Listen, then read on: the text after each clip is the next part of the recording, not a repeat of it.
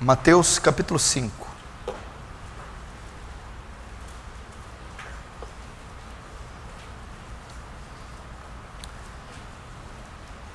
A partir do verso 1, Mateus 5, verso 1, diz assim: Vendo Jesus as multidões, subiu ao monte e, como se assentasse, aproximaram-se os seus discípulos.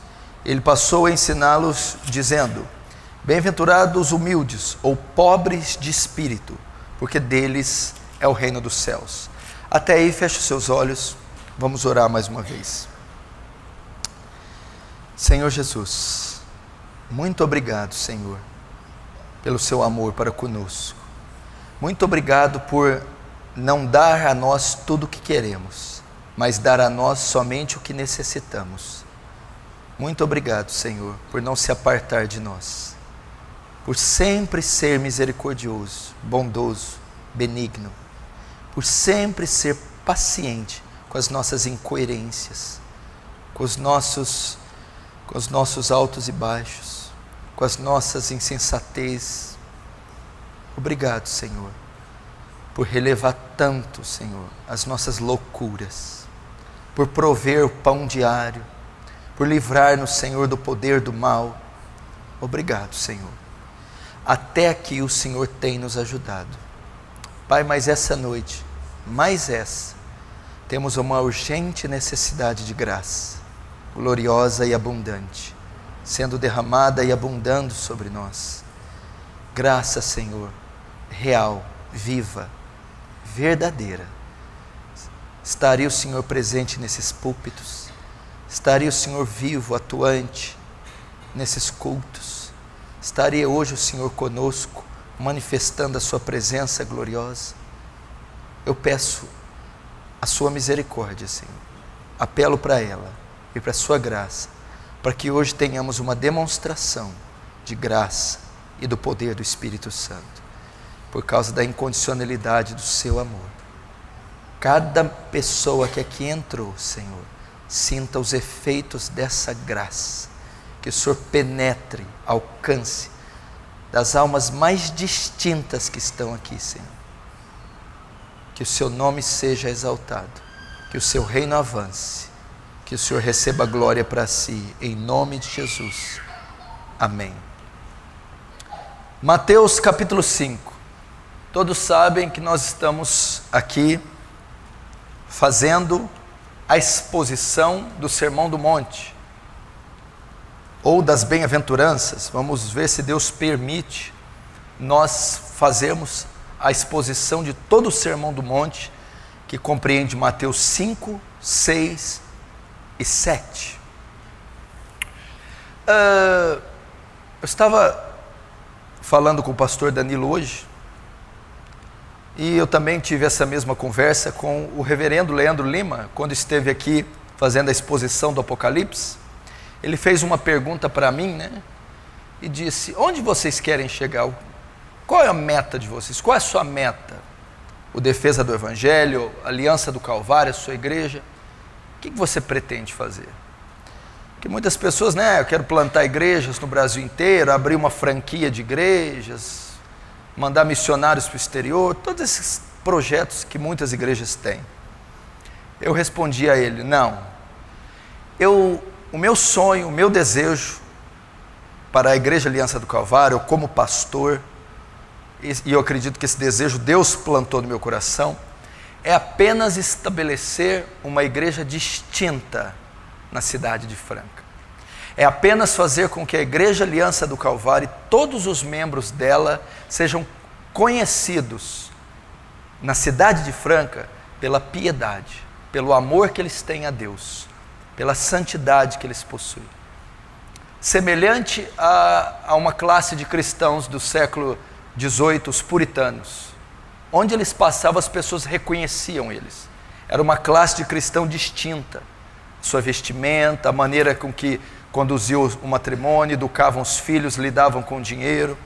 Então, assim, na Inglaterra, na Escócia e nos Estados Unidos, onde passava um desses cristãos, todo mundo os identificava, dizendo: ali vai um puritano, ali está um puritano. Então eles eram distintos. E esse é o meu desejo, que essa igreja cresça numericamente, também, é claro, almas sejam salvas, igrejas sejam plantadas aqui na cidade, em bairros carentes, que haja evangelismo e alma se converta, tantas quantas o Senhor quiser, quer Ele queira 10, quer Ele queira centenas de milhares, mas e que dentro desse território sejamos um povo distinto, um povo santo, um povo separado, que marque essa cidade, que constrange essa cidade com o amor de Deus, que reflita a luz de Cristo e do Evangelho, aonde quer que pise os pés. Esse é meu desejo. Só que esse não é só o meu desejo, isso é uma obrigação da igreja, é um dever, é uma característica que devia ser espontânea e normal do converso, do novo convertido, da igreja. E o Sermão do Monte, ele vai tratar disso. Presta atenção, quando Deus chama Abraão de Ur dos Caldeus, ele institui em Abraão a circuncisão, o pacto, ele faz uma aliança com Abraão, e de Abraão, ele vai criar uma descendência, um povo, a qual essa aliança se estende para esse povo. Então de Abraão nasce a nação de Israel, Abraão, Isaque, Jacó, Abraão o pai, Isaque o filho, Jacó o neto. De Jacó, nós temos aí 12 filhos, que vão ser os 12 patriarcas, Rubem, Simeão, Gade, Azer, Dan, Levi, Naftali, Issacar, Judá e assim por diante. Então desses 12, sai então a nação de Israel. Então o pacto com Abraão se estende para o seu filho Isaque, para o seu neto Jacó e para os seus tataranetos, os 12 filhos de Jacó, que vão originar a nação de Israel. Esse pacto consiste em Deus fazer um povo peculiar, um povo separado, era uma raça, considerada a raça de Deus, o povo de Deus. E esse povo não era permitido se misturar com nenhum povo. Os costumes desse povo eram diferentes, a vestimenta desse povo, a família desse povo, a fé desse povo, a religião desse povo. Então esse povo viveu na terra, se multiplicou e Deus prometeu uma terra para eles. Eles vão para o Egito e se multiplicam lá dentro.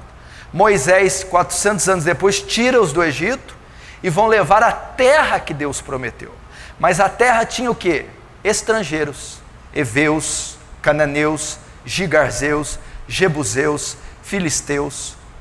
Então Deus dá a ordem para Moisés, que passa para Josué, entra naquela terra e desapossa ela, tira aqueles povos de lá, tira os cananeus, estabelece ali a sua morada, a sua casa. A nação de Israel habitaria em Canaã. E Deus ordena: vocês habitarão e não se contaminarão com nenhum dos povos vizinhos, com nenhum dos cananeus que foram desapossados. Então, em Abraão, Deus faz um pacto, o pacto se estende para o povo passa a ser uma raça separada, distinta, é o povo de Deus. Então esse povo tinha costumes e uma conduta singular, diferente das nações vizinhas. Mas Deus diz e faz uma promessa para Abraão, e isso estava limitado a Israel, ok? Então Israel sempre foi conhecido assim, o povo hebreu. Você pode ver que quando Daniel, Sadraque, Mesaque e Abidnego vão ser levados cativos para a Babilônia, eles não comem dos manjares do rei. Eles não se misturam com os costumes da Babilônia, em momento algum.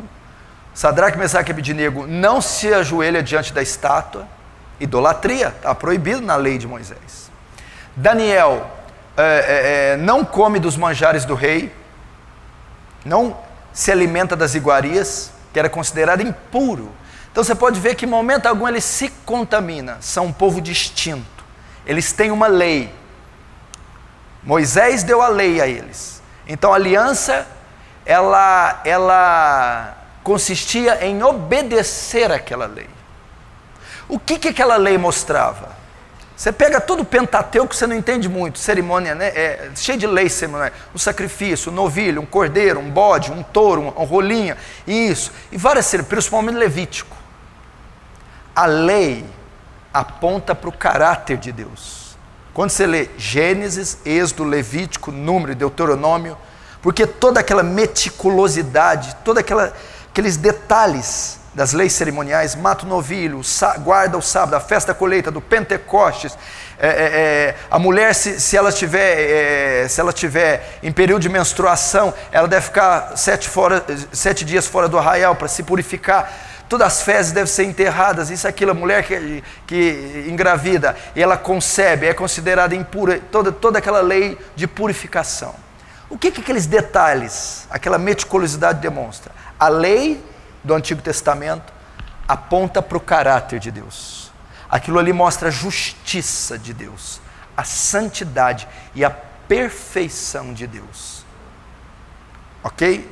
Então Deus faz essa aliança, a aliança se estende para o povo, os descendentes do próprio Abraão que se multiplicam. Deus confirma essa aliança, dando a lei para o povo, e o povo passa a ser um povo distinto, separado, que só tem olhos para a lei de Moisés, não tem outros olhos. Mas Deus faz outra promessa para Abraão. Abraão, você chama Abrão, só que você vai ser chamado Abraão, pai de uma multidão. Em Abraão serão benditas todas as nações da terra. Ok? Todas as nações. Quando Cristo chega, a lei da licença, o Monte Sinai dá licença, Moisés dá licença, agora chega o Rei dos Reis, o Senhor dos Senhores. E agora ele também vai separar um povo distinto. Todos os que crerem podem fazer parte deste reino, dessa família. Agora é um novo Israel. Nós temos um novo Israel. Quem são os israelitas agora? Os da fé. De sorte que todos os que creem são filhos de Abraão. Agora não é só mais Isaac, Jacó, José. Agora todo o que crê passa a ser filho de Abraão. E passa a fazer um pacto. Passa a fazer parte do pacto. E os que creem começam a fazer parte do reino de Deus. E agora nós temos uma nova lei. Essa nova lei é o Monte Sinai. É o Sermão do Monte. Mateus 5, Mateus 6, Mateus 7. No que consiste essa lei? De separar o novo Israel. Todos os que creem ingressam nesse novo Israel, tem uma nova lei que é o Sermão do Monte e um novo rei, um novo legislador, Jesus. Então, uma vez que a promessa de Abraão se estendeu para os que creem, todos os que creem também passam a ser um povo distinto, separado, um povo singular.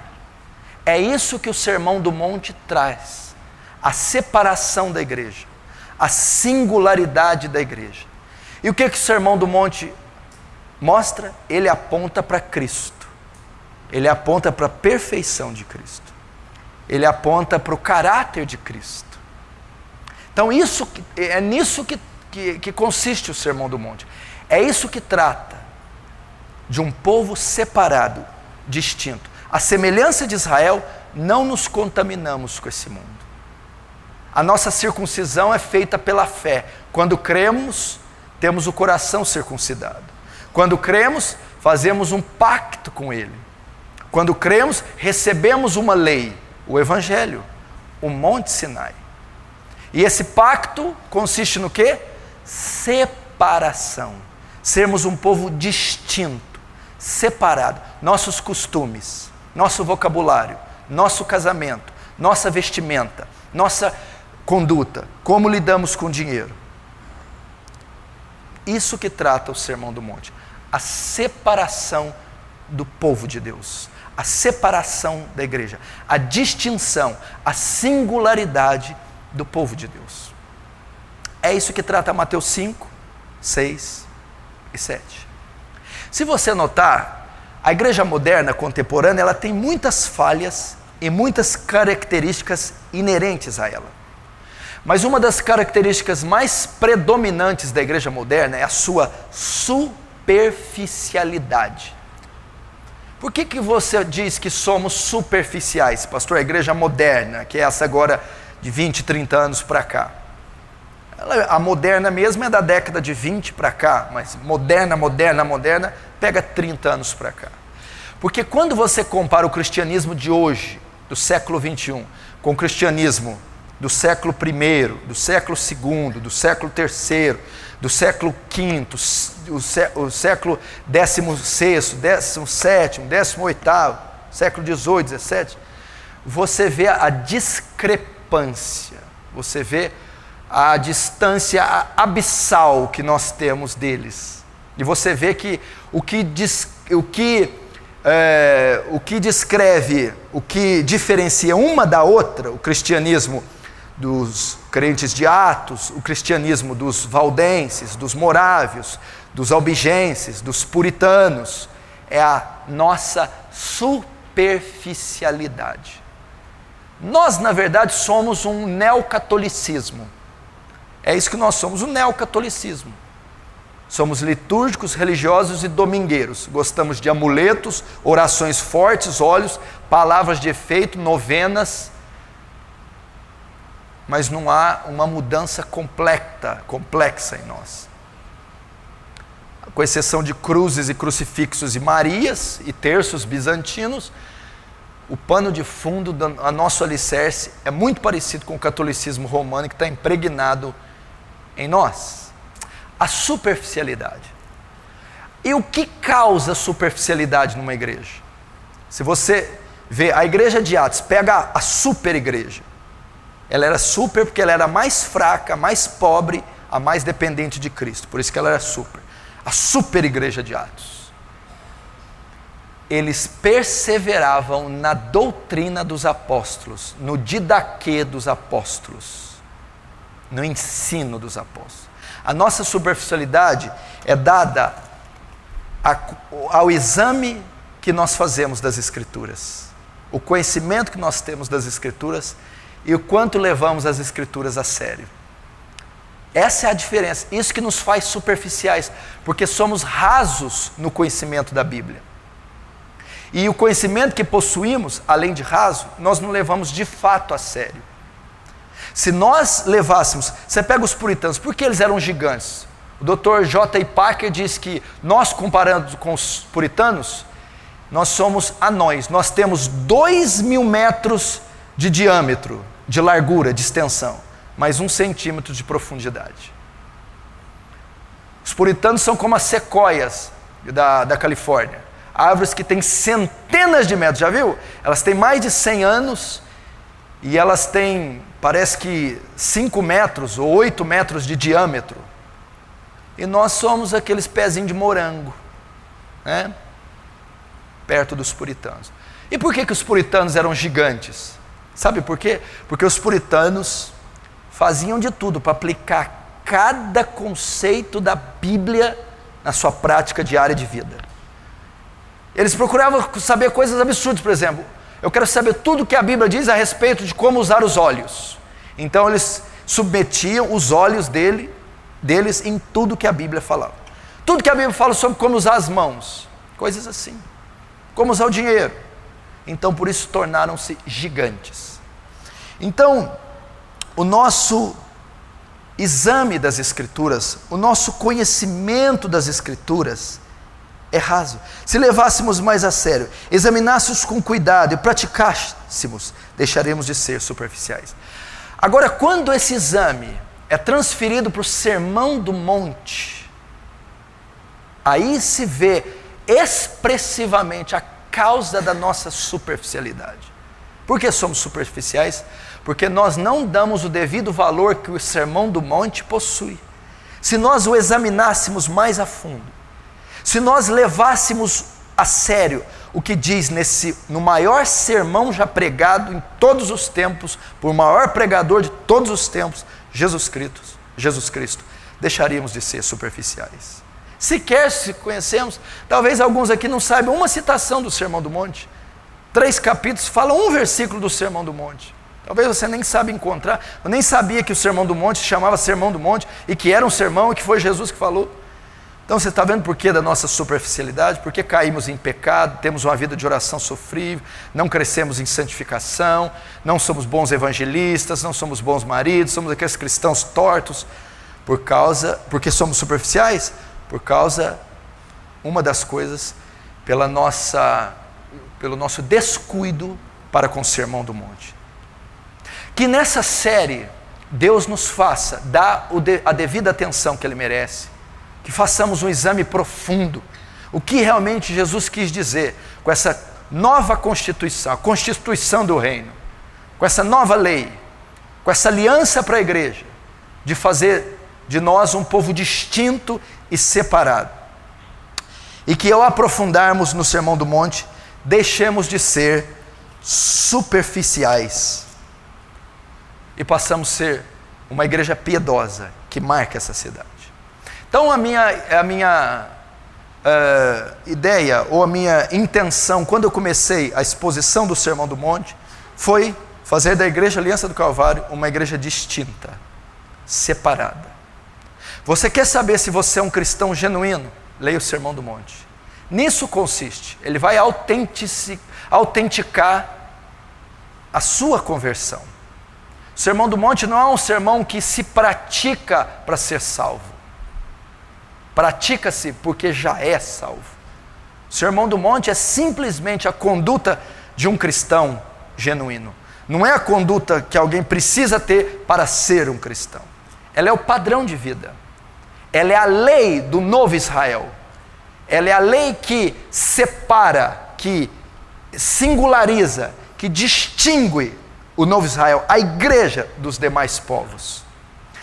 Quando Moisés desce, a lei estava escrita na tábua. Agora, no Sermão do Monte, a lei é escrita no coração.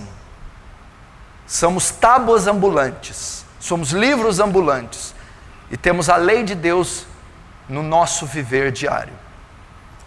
Por isso o Sermão do Monte é tão importante.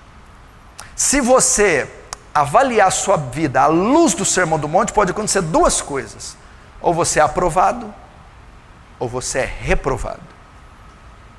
Mateus 5, 6 e 7 tratam disso. A característica, o perfil, o padrão do santo, do salvo, do crente, do convertido. E por que nós devemos estudar o Sermão do Monte? Por que ele é tão importante assim? Por que devemos dar tanta atenção? Por que o Sermão do Monte tem tanta relevância? Por que deveríamos viver de acordo com seus ensinamentos? Por que o Senhor está dando, ou o próprio sermão em si tem tanta ênfase? É tão importante, é tão profundo assim. Por que deveríamos levá-lo a sério? Por que deveríamos praticar cada conceito pregado, proferido nesses 3 capítulos por Jesus em nossa vida diária? Por quê?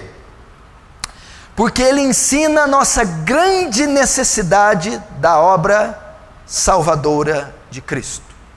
Eu vou dizer porquê e eu vou dizer algumas razões por que o Sermão do Monte deve ser levado a sério.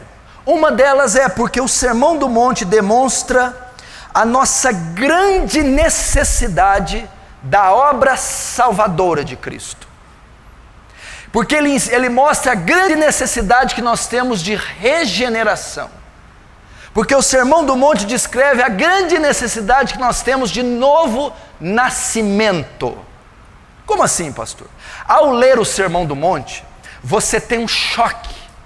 Você começa a ler Mateus 5, 6 e 7 e você descobre que é impossível cumprir o Sermão do Monte pelos seus próprios esforços. É impossível um homem natural conhecer o Sermão do Monte. É impossível ele pôr em prática. Quando ele olha lá e está escrito, né? Ouviste o que foi dito: amarás os teus amigos e odiarás os teus inimigos. Eu, porém, vos digo, frase do sermão: ama os teus inimigos. Quando o ímpio, quando o homem natural se depara com isso, eu tenho que amar, eu tenho desejo de servir a Deus, de ser cristão. E quando você lê que para ser cristão você precisa amar a Deus, você precisa amar seus inimigos, você então vê a urgente necessidade de nascer de novo. Você vê que você não tem forças para isso, é impossível cumpri-lo, é impossível viver os seus padrões. Quando ele descreve, Mateus 5,44, que eu devo amar meus inimigos, um homem natural não pode amar os seus inimigos, ele não tem condição nem para amar a própria esposa, os próprios filhos, quanto mais amar os assassinos, os covardes, as pessoas que causaram mal. Quando você olha Mateus 6,14, o Sermão do Monte diz assim, que eu devo perdoar os meus inimigos as suas ofensas. E esse perdoar de Jesus aqui, ele ordena que você perdoe o seu inimigo, independente do nível da ofensa. Você deve perdoar se ele te deve R$100 ou se ele te deve 1 milhão. Você deve perdoar se ele te agrediu fisicamente ou se ele te deu um tiro. Esse é o padrão do perdão, perdoar independente do nível da ofensa. Você entra em choque, você vê que é impossível cumprir, é impossível amar quem te odeia, é impossível perdoar alguém que violentou seus filhos, ou que ofendeu profundamente você. Quando você vê em Mateus 5,40 diz, se te pedirem a capa, dê também a túnica, faça mais do que te exigirem. Se pedir para andar 1 milha, vai 2 com ele. E você não tem esse padrão, você não tem paciência, amor, solicitude suficiente, nem para fazer o que é exigido, quanto mais aquilo que é além do que é exigido. Quando você lê Mateus 6,19, não ajuntei tesouros nos céus, na terra, mas ajuntei tesouros nos céus. É impossível você viver uma vida trabalhando, pensando em colher só no futuro. Todo mundo quer entesourar na terra, ter terrenos, posses e carros e etc. E quando o Sermão do Monte diz, para com isso, entesoure no céu, entesoure no invisível, no eterno, você nota que é impossível. O Sermão do Monte, ele demonstra a nossa miserabilidade, ele expõe a depravação do homem. Nenhum outro sermão na Bíblia tem tanta condição de levar um homem ao arrependimento e mostrar a pecaminosidade dele como o Sermão do Monte. Ele mostra a nossa incapacidade, ele expõe a nossa maldade, a nossa inabilidade quando nos deparamos com esse. Ouviste o que foi dito, não adulterarás, eu porém vos digo que se você apenas olhar para uma mulher, simples olhar de 3 segundos, você já cometeu adultério. Isso para o homem natural é uma loucura. 1 Coríntios 2,14 diz assim, o homem natural não discerne as coisas espirituais, porque lhe parecem loucura. Então o Sermão do Monte são leis espirituais, regras espirituais, e o homem natural não pode discernir, parece loucura. Então o Sermão do Monte mostra a nossa absurda necessidade de regeneração, de novo nascimento. É impossível você viver os padrões do Sermão do Monte pela sua força. É impossível sem a ajuda do Espírito Santo, sem você ser uma nova criatura, sem você nascer de novo, você amar seus inimigos, perdoar o assassino da sua filha, dar a capa, a túnica e o que mais o outro pedir, deixar de olhar por uma mulher que passa do seu lado, ainda que não tenha ninguém vendo, só o Espírito Santo, só uma ação sobrenatural transformando o seu coração. Então, a importância de estudar o Sermão do Monte é que ele mostra a nossa profunda necessidade da obra salvadora, da obra regeneradora, da obra da graça de Deus em nossas vidas. Sem ela, nós não podemos cumprir o Sermão do Monte.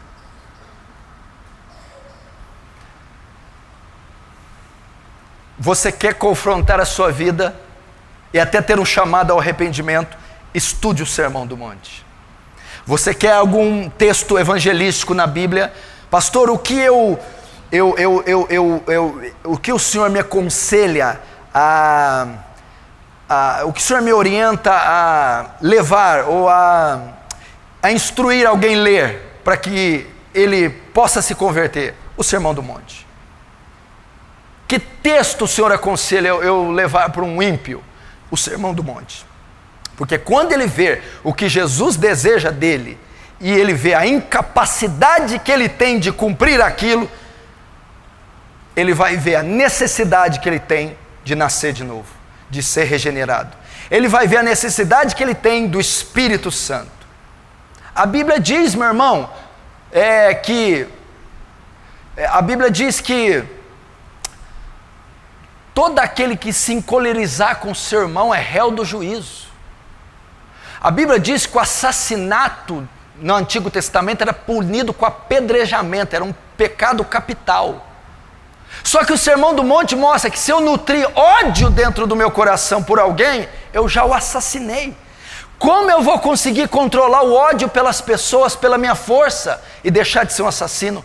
Impossível. Como eu vou conseguir desviar meus olhos de uma mulher pela minha própria força? Impossível. Como eu vou dar uma face quando o cara já bateu de um lado? Isso é impossível.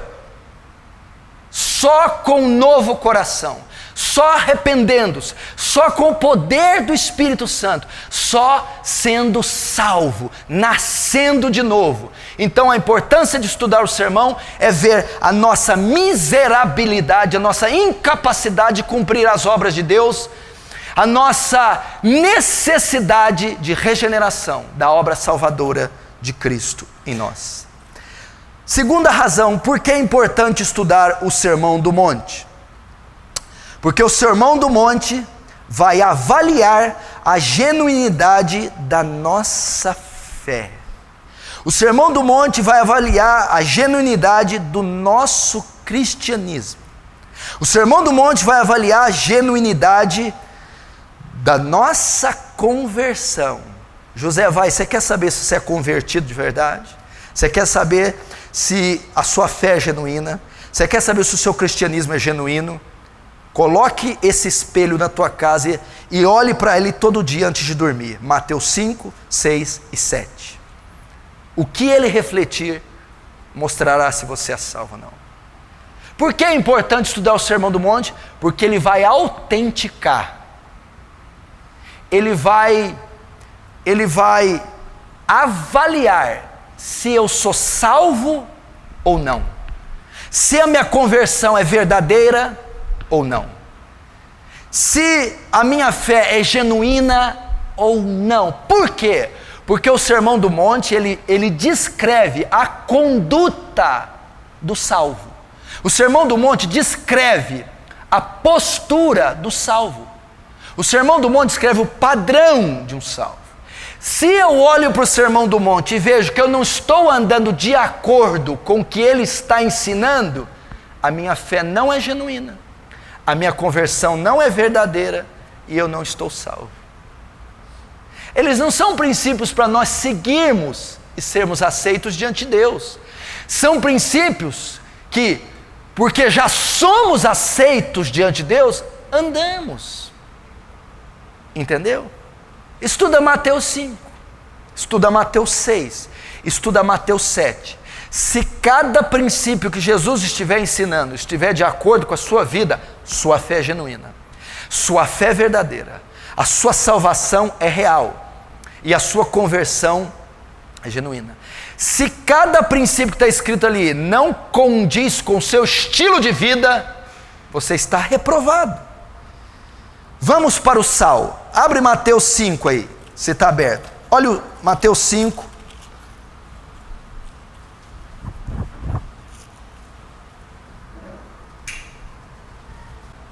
Deixa aberto aí no verso 13.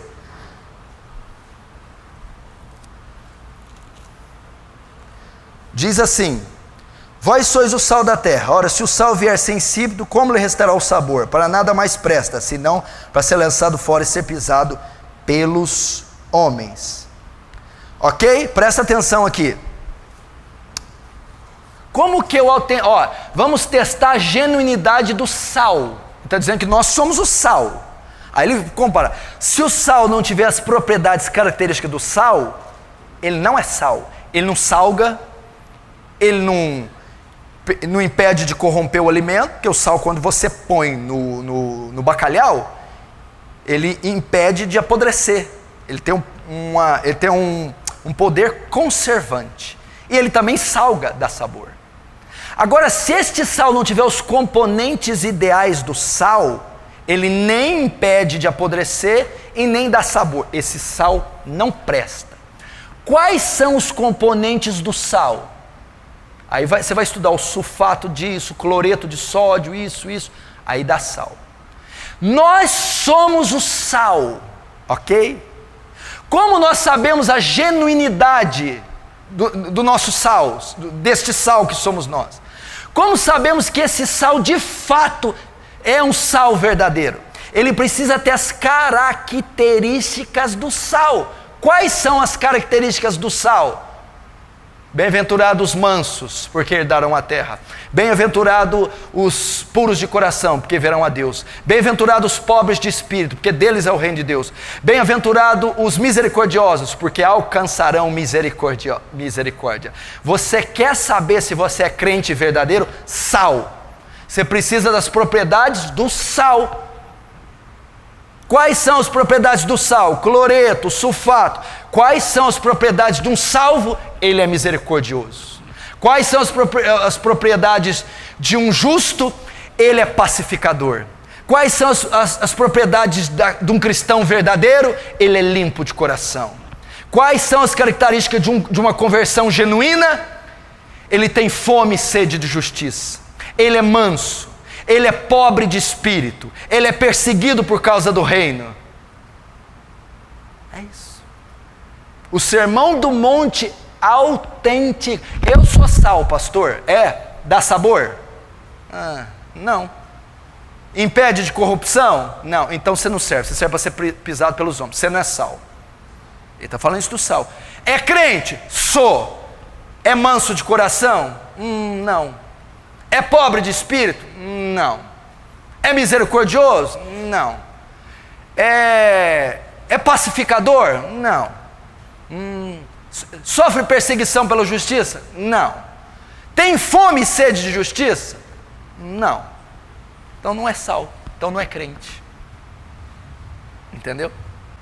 Pobre de espírito é aquele que não confia nas obras dele para ser salvo. Sabe que é miserável, que nada tem, que nada possui, e é salvo única e exclusivamente pela graça.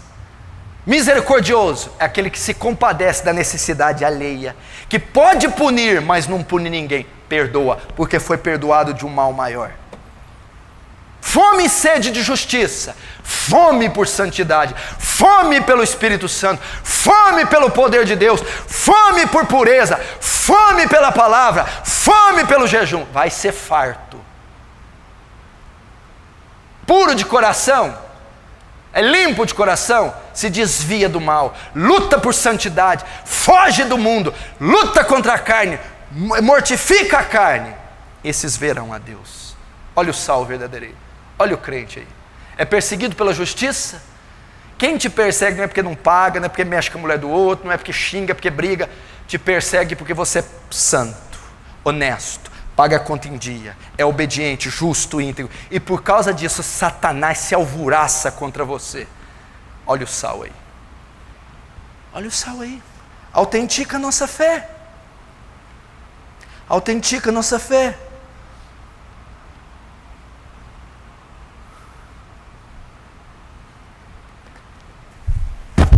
Mateus 5,20 diz assim Jesus: se a vossa justiça não exceder dos escribas e fariseus, de maneira nenhuma entrarei no reino dos céus.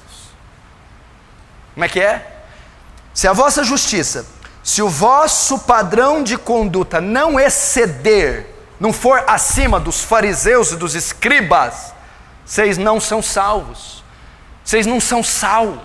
Mas qual que era a conduta dos escribas e fariseus? Legalismo, hipocrisia, carnalidade, soberba. Era só uma capa religiosa. O interior, que Jesus chamou? Sepulcros caiados. Vocês, fariseus, não foram transformados, não receberam um novo coração, não passaram pelo metanoia, novo nascimento. É a justiça externa, é o ato religioso, é o nome do Pai na hora do culto. A vossa justiça, padrão de conduta, tem que exceder dos fariseus. E como que ela excede? Vocês têm que ser mansos.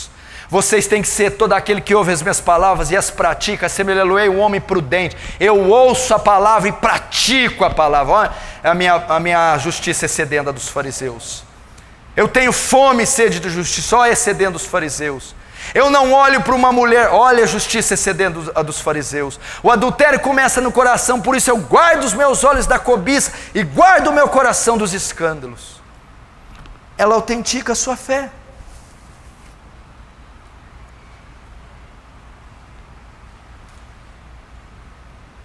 Quer saber se você é um crente genuíno? Eu vou te dizer uma das espinhas dorsais do Sermão do Monte. Você quer saber, pastor? Dá um versículo para falar uma das espinhas dorsais do Sermão do Monte. Mateus 6,33.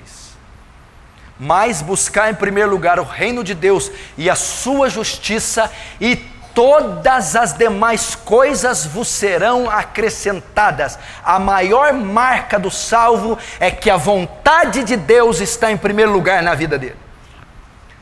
É que ele busca o reino, ele trabalha, ele estuda, ele compra, ele vende, ele viaja, ele vive nessa terra normal.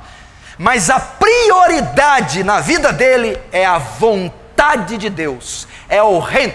Quando ele diz buscar em primeiro lugar, ele não está falando buscar em único lugar, não faz nada da vida, só busca o reino, não. Buscar em primeiro lugar o reino de Deus e a sua justiça. O que é isso? Coloca a vontade de Deus em primeiro lugar na sua vida. A vontade de Deus tem proeminência na sua vida. Tudo que o cara vai fazer, a vontade de Deus prevalece.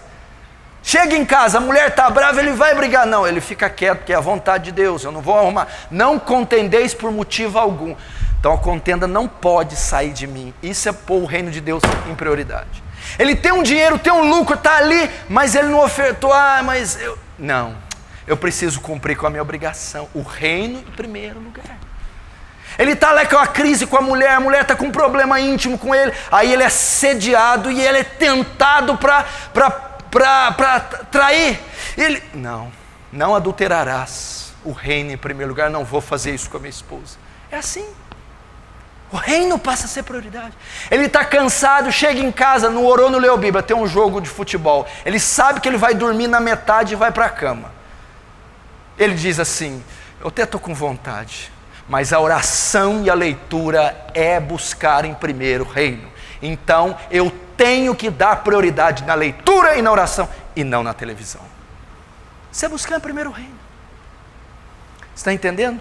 E essa é a grande característica do salvo, do genuinamente cristão. Ele não dá o resto do dia para Deus. Ele não lê uma coisa mal lida ali no finalzinho da noite para Deus.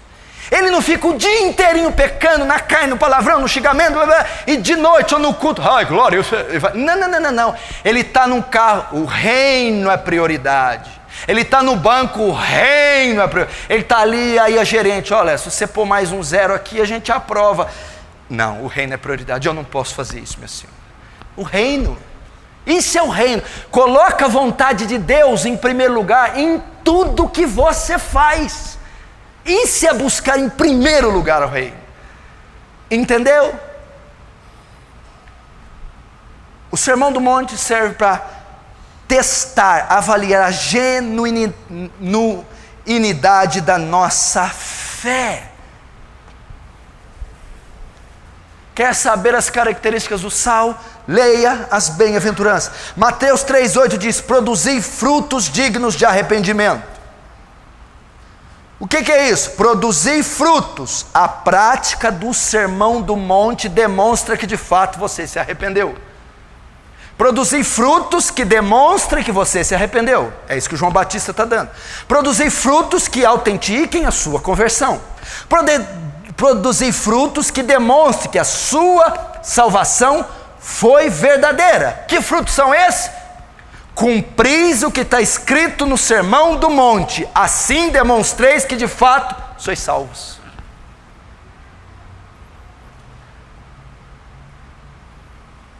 Qual que é a evidência que eu criei? Eu falar, eu criei. Isso não é evidência. O demônio, você perguntar, você crê, capeta? Eu creio. Eu creio que existe Deus. Só odeio ele e não obedeço ele, mas eu creio. Tiago fala, os demônios creem e estremecem. Qual que é a evidência que você converteu de verdade? O fruto. Ah, mas qual que é o fruto? Viver o que está escrito no Sermão do Monte. É o fruto. Quando ele diz assim, Mateus 7,20, pelos seus frutos os conhecereis, pelos frutos sabereis que sois convertido, pela prática do Sermão do Monte sabereis que sois salvos. Conversão sem praticar o que está escrito no Sermão do Monte não é conversão. Tiago 2,26, a fé sem obras é morta. A conversão sem a evidência não vale nada. A fé sem o fruto, o que é a obra que ele está ensinando? A fé, eu digo que creio. Se eu não mostrei mudança, é morto esse creio. Eu digo que creio, mas confirmo essa fé com atitudes, aí de fato eu creio. Então, Sermão do Monte. Você tem que olhar aquilo e ficar pasmo. Eu sou misericordioso, eu tenho fome e sede de justiça, eu sou manso, eu sou humilde de espírito, eu sou perseguido pela justiça, eu sou pacificador, eu sou limpo de coração, eu ando 2 milhas com quem quer que ande 1, eu dou a capa com quem pede a túnica, eu ofereço a face esquerda quando ferem a direita, eu pago o bem com o mal, eu não me vingo, eu perdoo quem me ofende. Sim, então a sua fé é genuína, de fato você é salvo e de fato você se converteu. Não, você não é crente. Terceiro, por que é tão importante estudar o Sermão do Monte? Porque é um dos melhores métodos evangelísticos que existe. O quê? Porque é um dos melhores métodos evangelísticos que existe. Não, mas eu não estou entendendo. Nós estamos fazendo aqui a série do Evangelho, né? Olhe para mim os evangelistas de plantão. E está todo mundo doidinho para terminar a série, para pegar o CD e ir para a rua. Se você soubesse o que é mexer com uma alma eterna, não ficava tão apressado, né? Por isso que eu estou indo devagar. Eu sei que eu vou dar conta delas. Eu não vou dar conta de galinha de porco lá em cima. Você perdeu 3 Rolls Royce BMW. Não. Ó, você estragou um prédio. Não. Você mandou uma alma para o inferno. Você não vou dar conta de porco, de galinha, não. Vou dar conta de alma eterna. Por isso que eu vou devagar.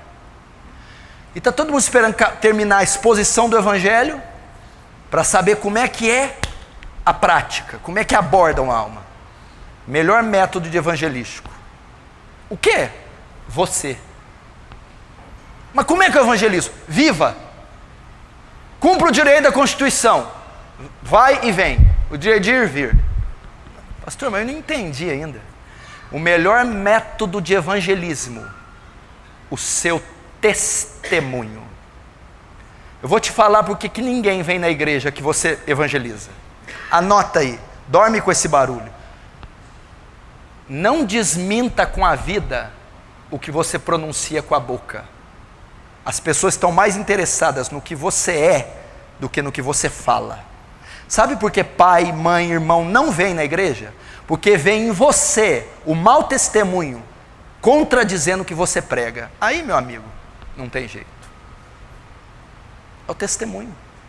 Vou te falar uma coisa. Jesus compara nós aqui com um componente. É com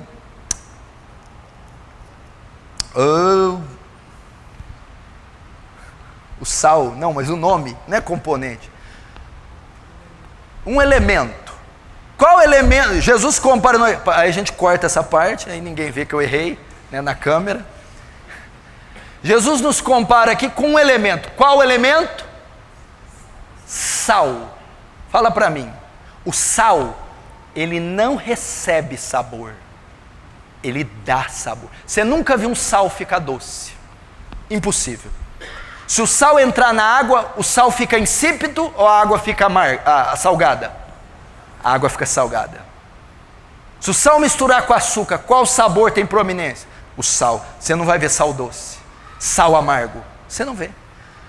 O sal possui uma composição que é impossível de ser contaminada. Ou seja, o sal não recebe sabor. É impossível. Ele só dá sabor. Onde o sal cai, ele deixa a marca. Cai no frango, fica salgado. Caiu na água, no suco, fica salgado. Caiu no molho, fica salgado. Aonde ele põe. E ele não consegue perder o sabor dele. O sal verdadeiro. O crente verdadeiro. É impossível ele ser influenciado, ser contaminado, ser adocicado, ser amargado. É impossível. O que você está querendo dizer? Aonde você colocar o sal, ele vai influenciar. É no frango, é na alface, é na salada, é na água, é no creme. Aonde você colocar o salvo verdadeiro, na empresa, faculdade, clube de campo, férias, Suíça, Angola, Etiópia, creche, escola, ele vai influenciar espontaneamente com o seu testemunho. Vou dar um exemplo aqui. A Júlia do Eric está aqui? Cadê ela? Não veio. Veio? A Júlia do Eric. Sabe como que o Marcelo veio para essa igreja? A Dedé veio para essa igreja? O Marcelinho veio para essa igreja? O Fernando veio para essa igreja? E veio tanta gente. Porque a Júlia se converteu aqui nessa igreja, a esposa do Eric. E ela voltou para o seu trabalho. Ela trabalhava aqui numa farmácia de manipulação. E ela era um tipo de mulher. Uma pessoa ímpia, mundana. Aí ela se converte. Ela não pregou para Dedé, ela não pregou para ninguém da firma, ela não fez nada.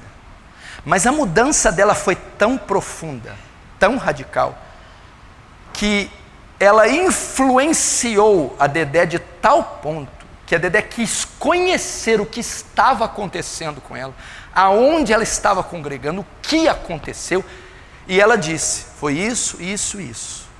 E a Dedé foi atraída até essa igreja, sem que a Júlia abrisse a boca ou lesse um versículo ou um capítulo da Bíblia. Só o testemunho na farmacinha, o sal chegou lá e foi contaminando, dando sabor àquele local.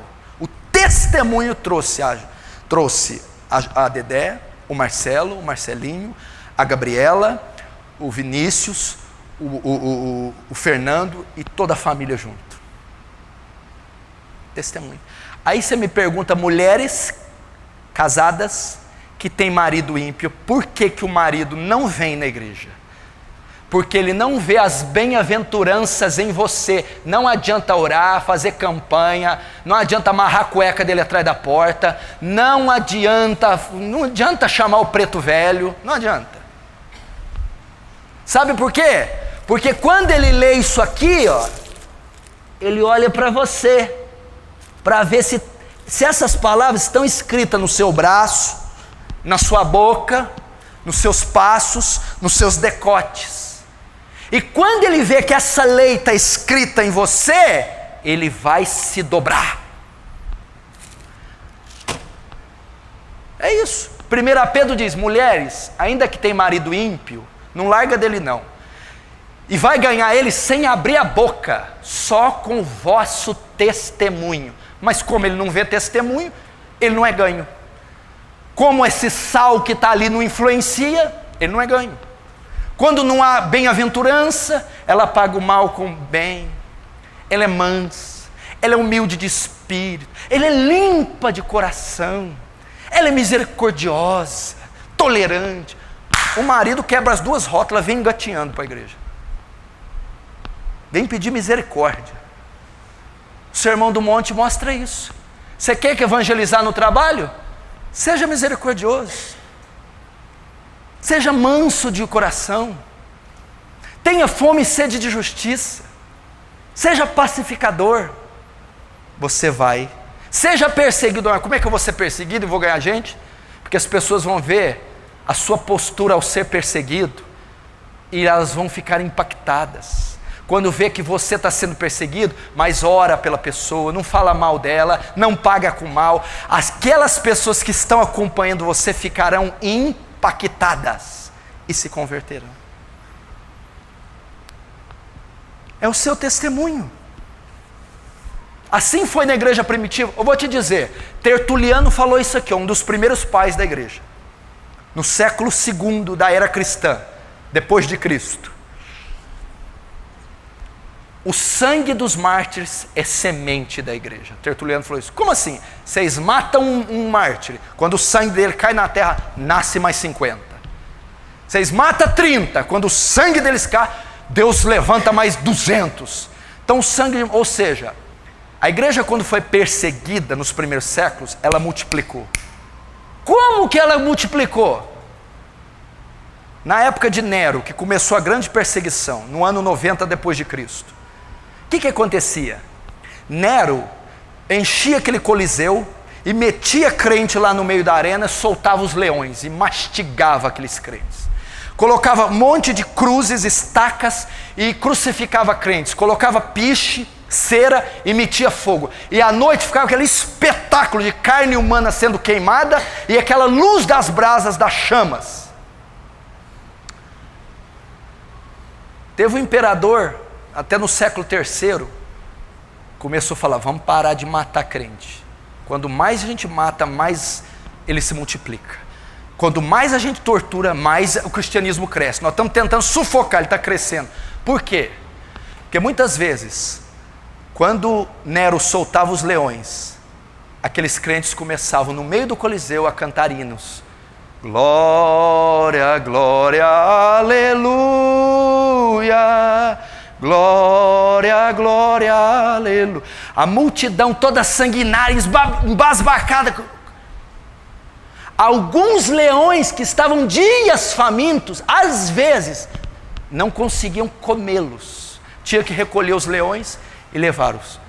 Outras vezes, os leões subiam nos pescoços, estilhaçavam, despedaçavam, e eles continuavam cantando. Glória, glória, aleluia. A multidão sanguinária começava a ficar impactada com aquele testemunho e começou a converter gente dentro do coliseu, de ver o testemunho daqueles cristãos. Começou a ter um avivamento entre as arquibancadas do coliseu. Eles não evangelizavam, não tinham um folheto, um CD, eles não subiam num caixote. O testemunho deles sendo martirizados, começar a converter. Às vezes Nero, outros imperadores desciam para ver os pedaços que estavam no chão. E Nero, sanguinário, ia lá chutar a cabeça de crente que sobrou, pedaço, que o leão não comia tudo, ficava pedaço. E ele via que algumas cabeças, ele virava assim, todos morriam com um semblante feliz, sorridente. E aquilo começou a perturbar ele. Perturbar os guardas dele, perturbar os romanos, perturbar, e foram havendo conversões. Testemunho. Seja sal da terra, seja luz do mundo. Olha esse texto, ó, Mateus 5,14. Lê o 14. 5,14. Vós sois a luz do mundo. Não se pode esconder a cidade edificada sobre um monte, nem se acende uma candeia para colocar debaixo do alqueire, mas no velador, e alumia todos que se encontram na casa. Assim brilhe também vossa luz diante dos homens, para que vejam as vossas boas obras e glorifique vosso Pai que estás nos céus. Como é que é? Eu tenho que ser luz do mundo. Se a minha luz brilhar, os homens verão minhas boas obras e glorificarão Deus que está no céu. Mas como é que ímpio glorifica a Deus? Ímpio não glorifica. Quando o ímpio vê as minhas boas obras brilharem como luz nesse mundo, eles se converterão e glorificarão a Deus. Vós sois a luz do mundo.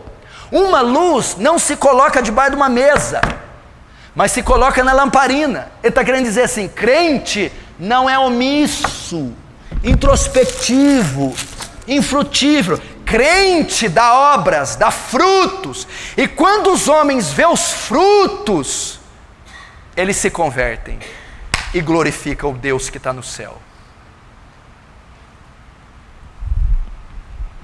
Eu trabalho com aquela menina, eu sempre peço para ela mentir no telefone, ela não mente. Eu sempre deixo 10 contas ali para testar, ela nunca pega. Eu já dei uma mexida com ela, ela não dá bola para mim. Nossa, esses dias roubaram o carro dela, ela chegou cantando aqui. Menina, o que você tem? Nossa, eu não consigo ter essa paz que você tem. Eu estou com ódio de você, porque eu sou patrão, tenho rancho, tenho iate, e não tenho o que você tem. Não é, senhor Lázaro, é que eu sou cristã. E a paz que eu tenho é o Espírito Santo que me deu, quando eu recebi Jesus no meu coração. Eu duvido que esse homem não caia prostrado chorando. Eu quero esse Jesus também. Você está entendendo? As boas obras. É as boas obras. Testemunho.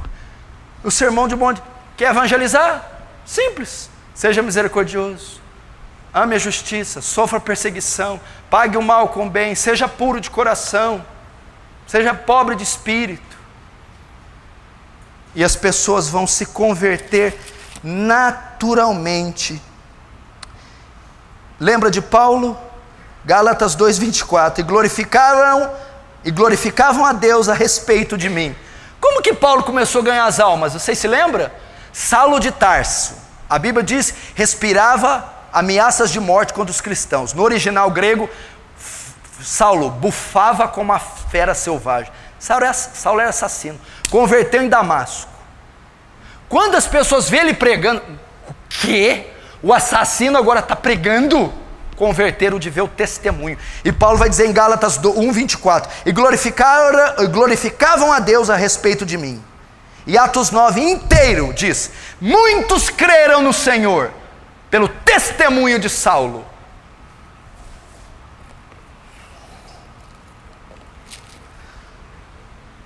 Quantos estão entendendo? Diz amém.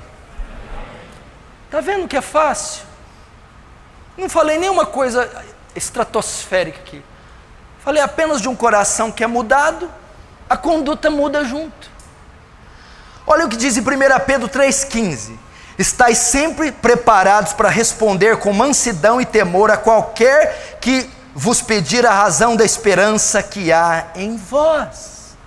Estais sempre preparados para responder com mansidão e temor. Estais sempre preparados para darem bom testemunho, para responder àqueles que vêm a vocês. E quando verem o bom testemunho, que são distintos, se converterão. Eu vou te dizer, gente, um dos maiores obstáculos para familiares vir na igreja é o mau testemunho nosso. Quer que o pai se converte e vem no domingo, a mãe, a tia, a irmã, o marido, a esposa, mas o marido não vê, a esposa não vê os filhos, os pais, a cunhada não vê essas atitudes na sua vida. Eles não vão se converter. E vou te dizer mais, nós estamos servindo de pedra de tropeço para eles, e fazendo eles 2 vezes mais filhos do inferno, porque eles veem a nossa vida toda lambuzada, dívida, falcatrua, escândalo envolvendo nossa, filhos perdidos, dívidas, palavrões, casamento destruído. Aí vai, pai, vamos no culto? Eu vou no culto de uma marmota igual você, meu filho? Eu vou no culto de uma mulher iracunda igual você? Limpa primeiro o teu nome e depois vem falar de evangelho para mim, rapaz. Fala, trata direito a tua esposa, depois vem pregar para mim. Você está vendo? Como é que você é conhecido na praça? Picareta, trambiqueiro, adúltero, mentiroso, imoral, mas é crente, anda com Bíblia, vai em culto, toma ceia. Eu vou te dizer, 80% desses que veem essa imagem em você, não virão a fé através de você, de jeito nenhum. Não virão. Mas não vem, porque vocês esquecem que o ímpio tem percepção. Como tem percepção? A Bíblia diz que Deus colocou eternidade no coração do homem. Tem um sentido dentro do homem que consegue captar a natureza de Deus na criação. E nós, quando não andamos de conformidade com essa natureza, até o ímpio percebe. Vamos ser distintos e nós vamos ganhar as pessoas. Quarto, por que é importante? Eu já estou acabando, não fique nervoso. Estudar o Sermão do Monte.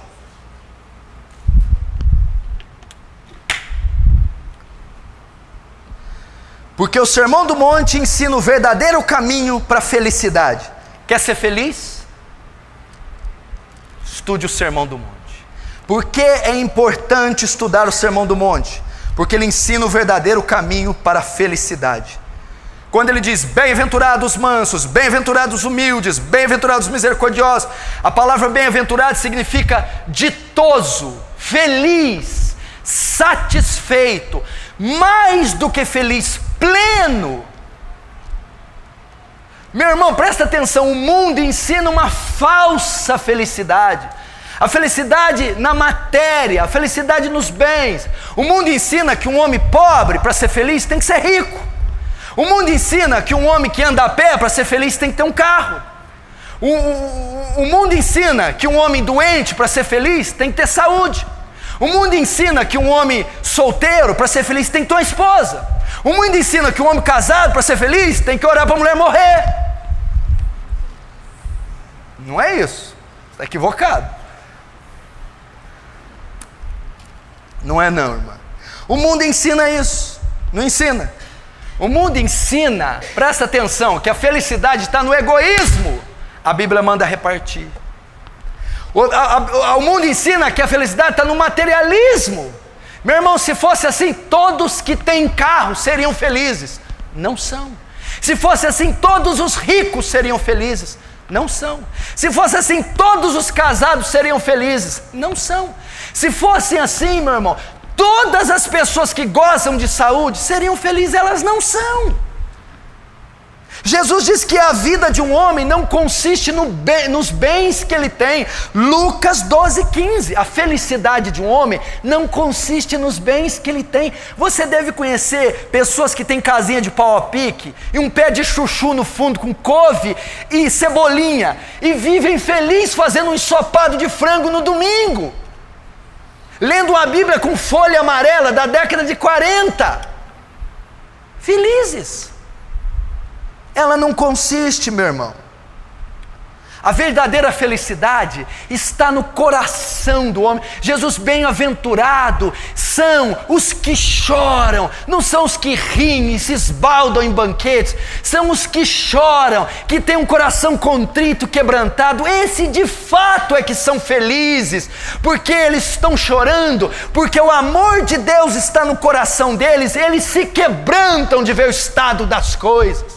Bem-aventurados não são aqueles que sentam em mesas, que jogam comida fora. Bem-aventurados são os que têm fome e sede de justiça.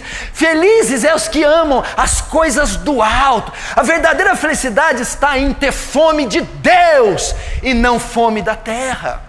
Por quê? Porque a terra nunca vai te saciar, mas a Bíblia diz que quem tem fome e sede de Deus será farto.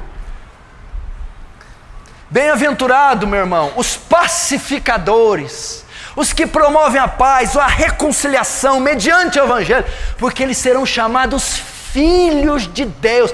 Esses são os que são felizes, são os filhos de Deus. Essa é a verdadeira felicidade. Bem-aventurados os mansos, porque herdarão a terra. Porque Deus os guardará das calamidades, porque Deus proverá a eles recursos, porque Deus livrará eles no dia mau. Esses são felizes. Vai ver o rico, anda de avião supersônico, cai e morre. Vai ver o rico, vai de helicóptero, Franca, São Paulo, dá uma palestra, acontece, emperra o motor, que é feito com linha de ouro, cai e morre, caixão lacrado. Mas bem-aventurado o manso, porque o Senhor guarda a sua entrada e sua saída. O Senhor abençoa o seu fruto e a sua amassadeira. O Senhor abençoa o fruto do seu ventre. Isso é verdadeira felicidade. Eu e o urso fomos aos Estados Unidos de avião. Falei, urso, e se cair? O urso não cai. O Senhor está nele, não cai não. Falei, o Senhor está aqui, o Senhor Jesus, né? O Senhor está nele, não cai não. Ei, ai, ai. Esses irmãos nem medo de morrer tem, essas pragas. Cai não, o senhor está aqui. Bem, isso é felicidade, irmão. Ele ensina o verdadeiro caminho da felicidade. E último, por que é importante estudar o Sermão do Monte? Porque ele mostra qual é o único modo de vida que agrada a Deus, o único padrão de vida que agrada a Deus, o único estilo de vida que Deus aprova, que Deus se agrada, que Deus gosta. Por isso ele diz: bem-aventurado. Sabe o que quer dizer? Aprovado. Ó, Deus está ali de cima, ó, certinho.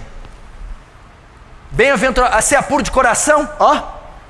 Você é misericordioso, ó, está aprovado, está assinado. É isso que quer dizer. Por que é importante estudá-lo? Porque viver o Sermão do Monte é o único modo de vida que agrada a Deus. Porque foi o estilo de vida do seu filho Jesus. Lembra quando Deus falou para Jesus, Mateus 3,17, quando Jesus foi batizado, ele entra no Rio Jordão, João Batista vai batizar, o Espírito Santo desce no formato de uma pomba, e uma voz de cima do Pai dizendo: este é meu filho amado e quem me compraz. Aliás, esse é um dos versículos que prova a trindade: o Deus Filho na água, Deus Espírito em forma de pomba, Deus Pai falando no céu ao mesmo tempo. Não me pergunte como que é isso, que eu não sei. Estavam os três na mesma hora, e os três são um.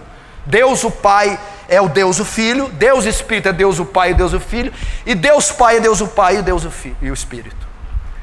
Então Deus o Pai estava na água, Deus Espírito descendo como pomba, Deus o Pai falando na mesma hora. E o que falaram? Esse é meu filho amado, em quem me comprazo. Esse é meu filho que me dá muita alegria. Esse filho é aprovado. O Sermão do Monte imita o estilo de vida de Jesus. Por isso, quem vive o padrão do Sermão do Monte, vive uma vida que agrada a Deus, que compraz. Por isso ele diz: esse é meu filho amado, que me apraz, que me compraz, que me dá muita alegria. Esse é meu filho em quem eu aprovo. Por quê? Porque Jesus viveu o Sermão do Monte. Veja só: bem-aventurados os humildes de espírito, e bem-aventurados os mansos. Mateus 11:28, aprendei de mim, disse Jesus, que sou manso e humilde de coração. Jesus era humilde de espírito e Jesus era manso. Sermão do Monte. Bem-aventurados que choram. Mateus 23:37, Jesus chorando diz: Jerusalém, Jerusalém, que mata os profetas. Quantas vezes eu quis vos ajuntar como uma galinha ajunta os seus pintinhos, mas vós não quisestes. Então Jesus era humilde de espírito, Jesus era manso, Jesus chorava. Bem-aventurados que têm fome e sede de justiça. João 4:34, a minha comida é fazer a vontade daquele que me enviou a fazer a sua obra.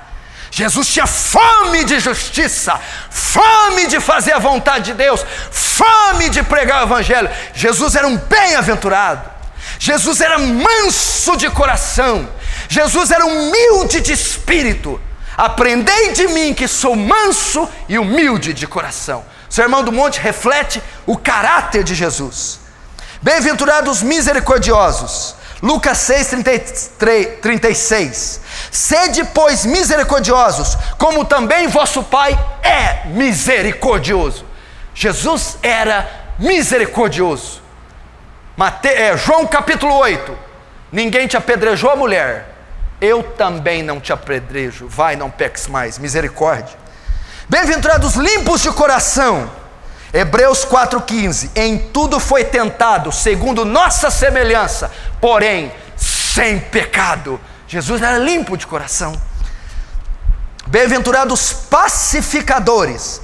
2 Coríntios 5:18. E tudo isso provém de Deus, que nos reconciliou consigo mesmo por Jesus Cristo e nos deu o ministério da reconciliação. Jesus era um pacificador.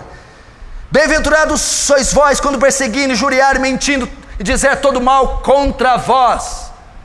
Alegrai e exultai, porque grande é o vosso galardão no céu. João 15:20. Se perseguiram a mim, perseguirão a vós. Jesus era perseguido pela justiça, por causa da justiça. Por que é importante estudar o Sermão do Monte? Porque demonstra um perfil de vida, um padrão de vida aprovado, semelhante a do seu filho, a quem ele diz: esse é meu filho amado, a quem eu aprovo. Está aí, irmão. Você está vendo como que o Sermão do Monte é mais precioso do que a gente pensa? Mais importante do que a gente pensa? Vamos estudar esse sermão. Vamos viver esse sermão. Vamos praticar.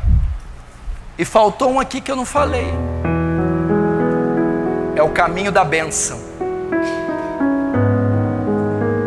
Quem cumpre o Sermão do Monte, verá a Deus.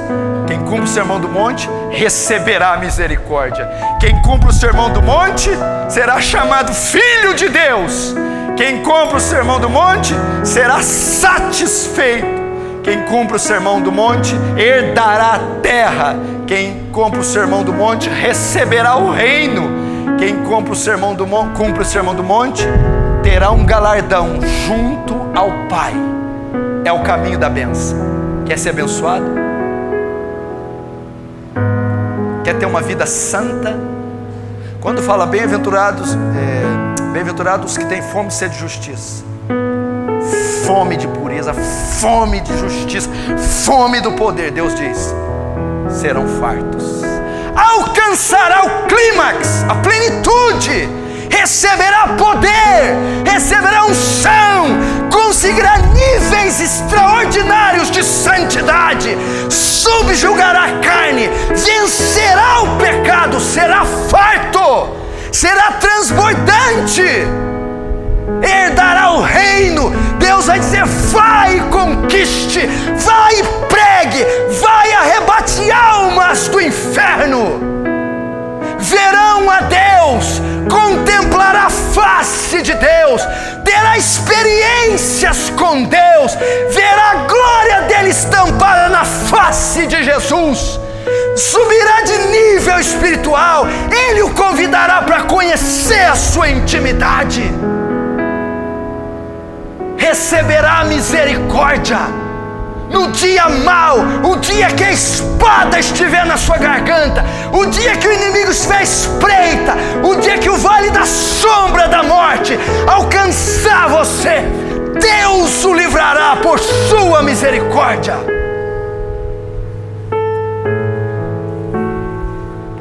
Deles é o reino é seu, foi do agrado do Pai te entregar o reino.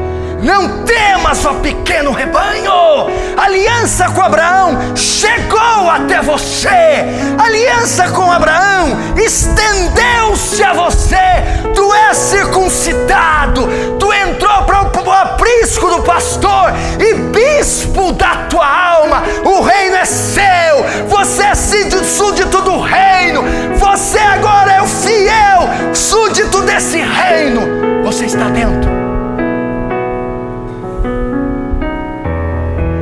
As promessas que Ele promete.